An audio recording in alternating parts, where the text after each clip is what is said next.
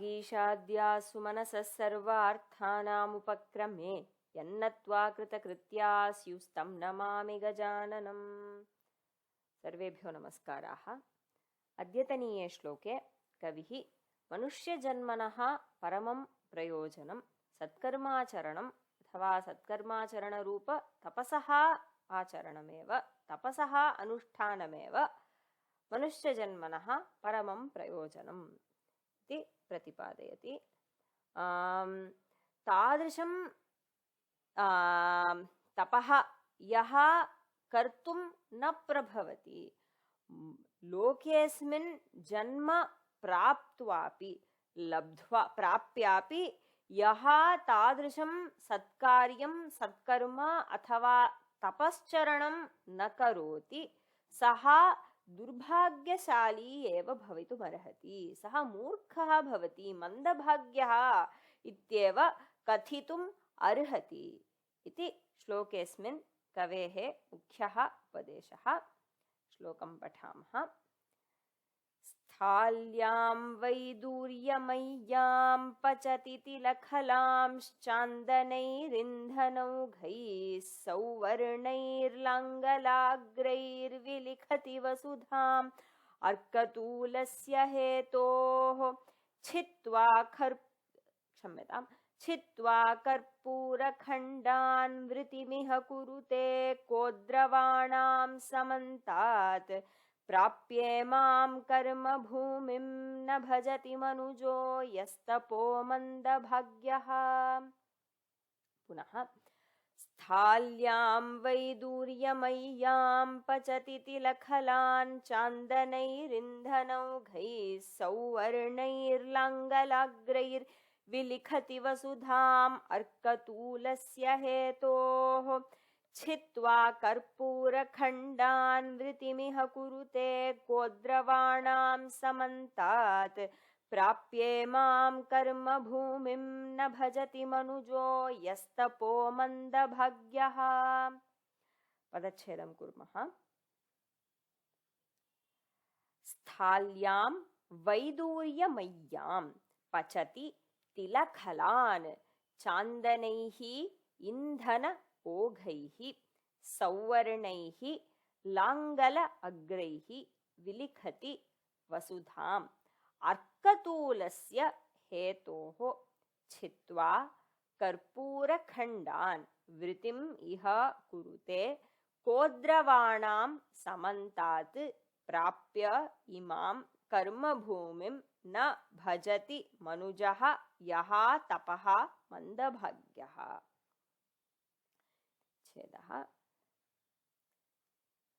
किं वदति? यः मन्दभाग्यः मनुजः, यः दुर्भाग्यशाली मनुष्यः, यः मन्दभाग्यः जनः इमां कर्मभूमिं प्राप्य लोकेऽस्मिन् जन्म लब्ध्वापि, इमां कर्मभूमिं यस्य अस्मिन् लोके इत्यर्थः, इमां कर्मभूमिं प्राप्य अस्मिन् लोके अस्यां भूमौ जन्म लब्ध्वापि तपः न भजति, सत्कर्म न करोति, सत्कर्माख्यं तपसः आचरणं न करोति, तपस्यां न करोति, सः मनुष्यः कीदृशः इति चेत् अस्य तुलना अनेन कर्तुं शक्यते इति उदाहरणान् विशदीकरोति कविः। अत्र उदाहरणानि ददाति कविः। सः मनुष्यः कीदृशः भवितुमर्हति इति चेत् कल्पनां कुर्वन्तु। कोऽपि मनुष्यः वैदूर्यमय्यां स्थाल्यां चान्दनैः इन्धनौघैः तिलखलान् पचति चेत् तस्य मनुष्यस्य विषये अस्माकम् अभिप्रायः कीदृशः भवेत्? स्थाली वैदूर्यमयी वर्तते, अतिमूल्या वर्तते, अमूल्यायां स्थाल्याम् अमूल्ये पात्रे वैदूर्यरत्नखचिते वैदूर्यमणिनिर्मिते पात्रे तत्रापि चान्दनैः इन्धनौघैः चान्दन इन्धनौघः इन्धनौघः इत्यस्य कोऽर्थः ओघः इत्यस्य समूहः इत्यर्थः चन्दनतरोः काष्ठं स्वीकृत्य तत् काष्ठम् इन्धनरूपेण केनापि उपयुज्यते वा इन्धनं तु इन्धनार्थं साधारणः काष्ठः एव काष्ठस्य प्रयोगः एव क्रियते खलु चन्दनं तु अमूल्यं वस्तु वर्तते चन्दनतरोः काष्ठं स्वीकृत्य तत्रापि काष्ठसमूहः इन्धनोघः इत्युक्तः अत्र चन्दनतरोः काष्ठाः इन्धनरूपेण प्रयोगं कर्तुं युक्ताः भवन्ति वा सर्वथा नैव खलु तेषां मूल्यं तु सामान्यं न भवति खलु तथापि कोऽपि मनुष्यः चन्दनम् इन्धनरूपेण उपयुज्य वैदूर्यमय्यां स्थाल्यां वैदूर्यरत्नखचिते पात्रे तिलखलान् पचति चेत् तिलपिष्टं पचति चेत् सः कीदृशः मूर्खः भवेत् मूढः भवेत् यतोहि तिलस्य मूल्यं किं भवति वैदूर्यमय्याः स्थाल्याः मूल्यं किं भवति चन्दनस्य मूल्यं वा किम् एतत् सर्वमपि अविचार्यैव कोऽपि तुच्छं तिलखलं तुच्छ तिलखलस्य पचनार्थं कोऽपि वैदूर्यमयीं थालीं वैदूर्यमय्याः स्थाल्याः प्रयोगं करोति वा सः कीदृशः मूर्खः सः यादृशः मूर्खः भवति अयं मन्दभाग्यः जनः यः कर्मभूमिं प्राप्यापि सत्कर्म न करोति सोऽपि तेन सदृशः एव मूर्खः एव भवितुमर्हति इत्येव कवेः भावः अपरम् उदाहरणमपि कविना दीयते अर्कतूलस्य हेतोः सौवर्णैः लाङ्गलाग्रैः वसुधां विलिखति कः सः एव यः मन्दभाग्यः मनुजः इमां कर्मभूमिं प्राप्य तपः न भजति सः अर्कतूलस्य हेतोः अर्कवृक्षस्य तूलः इत्यस्य काटन् इत्यर्थः cotton of the Arka tree तत् अर्कतूलं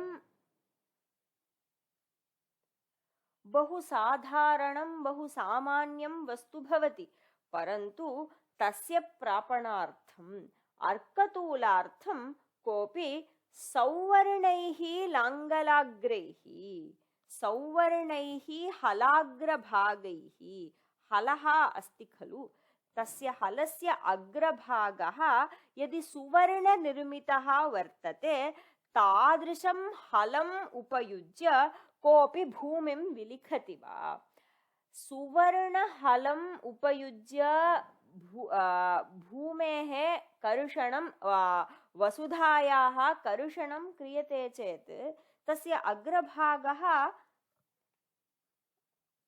अल्पेन कालेनैव नष्टः भवति खलु परन्तु तत् एतत् सर्वम् अविचार्य सुवर्णाग्रभागयुक्तं हलम् उपयुज्य केवलम् अर्कतूलार्थं कोऽपि वसुधां विलिखति चेत् सः कीदृशः महामूढः भवति अयं मन्दभाग्यः यः तपसः अनुष्ठानं न करोति सोऽपि अनेन सदृशः महामूढः एव यतोहि अयमपि यथा एषः सुवर्णलाङ्गलस्य सुवर्णहलस्य सुवर्णखचितहलस्य मूल्यं न जानाति तस्य वैल्यू न जानाति अयमपि जनः यः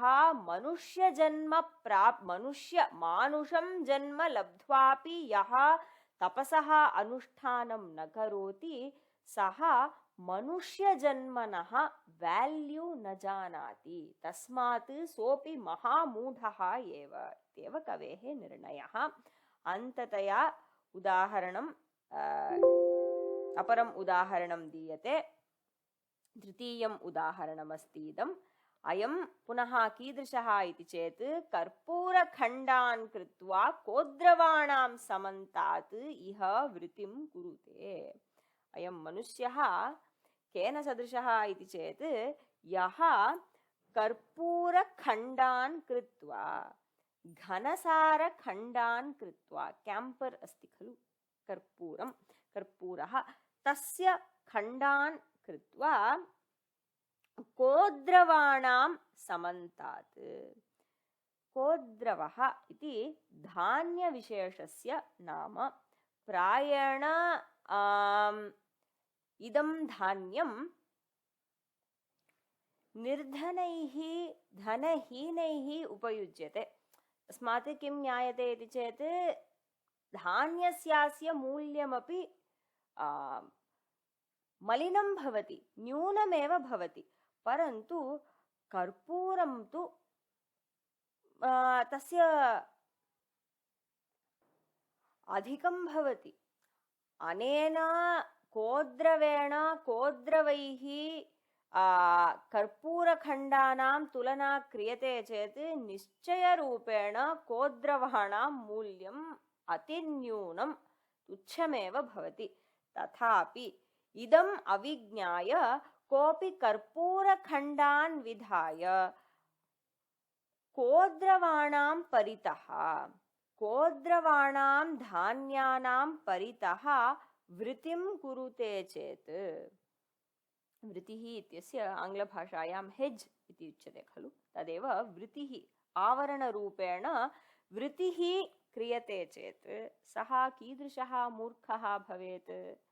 तद्वदेव अयमपि मनुष्यः भवति यः कर्मभूमिं प्राप्य, एषा भूमिः कर्मभूमिः इति कथ्यते, यतोहि मनुष्यलोके एव कर्म कर्तुम् अधिकारः मनुष्याणाम् एव वर्तते। देवानामपि कर्म कर्तुम् अधिकारः न भवति, यतोहि देवलोके लोकेऽस्मिन् कृतस्य कर्मणः फलं भोक्तुम् एव स्वर्गादिलोकाः सन्ति, परन्तु कर्म कृत्वा पुण्यार्जनं कर्तव्यम् इति चेत् पुण्यार्जनाय मनुष्यलोकः एव इत्युक्तः वर्तते अस्माकं शास्त्रेषु। तस्मात् मनुष्यलोकः एषा भूमिरेव कर्मभूमिः भवति। तस्मात् एतादृशीं भूमिं प्राप्य अत्रापि मनुष्यजन्म लब्ध्वापि अस्य मूल्यम् अविज्ञाय अस्य वैल्यू किं भवति इति ज्ञानेन विनैव यः मनुष्यः सत्कर्मणि न प्रवर्तते, सत्कर्म न करोति, तपसः अनुष्ठानं न करोति, सः महामूढः मूर्खः एव इत्येव भावः। पदानि इदं पश्यामः। तिलानां खलं तिलखलं तान् तिलखलान् इन्धनौघैः इत्यस्ति। इन्धनस्य ओघः इन्धनौघः तैः इन्धनौघैः। लाङ्गलाग्रैः लाङ्गलस्य अग्रं लाङ्गलाग्रं तैः लाङ्गलाग्रैः। अर्कस्य तूलम् अथवा अर्काणां तूलम् अर्कतूलं तस्य अर्कतूलस्य। कर्पूरस्य खण्डाः कर्पूरखण्डाः तान् कर्पूरखण्डान्। मन्दभाग्यः अस्ति। मन्दं भाग्यं यस्य सः मन्दभाग्यः इति विग्रहः।